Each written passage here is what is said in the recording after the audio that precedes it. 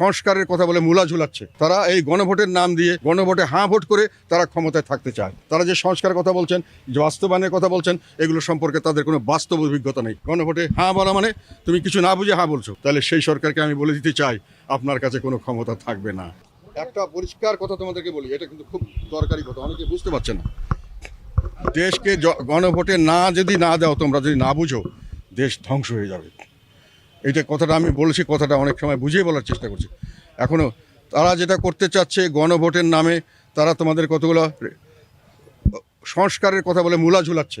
সংস্কার যেটা বলেছে সেটা পরিষ্কারভাবে মানুষের কাছে বোঝাচ্ছে না। সংস্কারটা তাদের একটা অছিলা।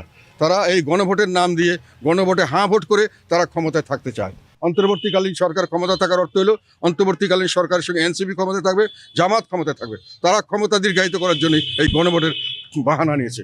এবং এটার পরে তারা যেটা করবে সেটা হলো, যেটা ওনারা বলেছেন, মেটিকুলাসলি ডিজাইন, সুপরিকল্পিত যে কথা উনি বলেছেন, যে ওই সমন্বয়করা মিলে ওনারা মিলে করেছেন মেটিকুলাসলি, এটা দেশের জনগণ স্বতঃস্ফূর্তভাবে আন্দোলন করেছে, ওইটা ওনারা স্বীকার করছেন।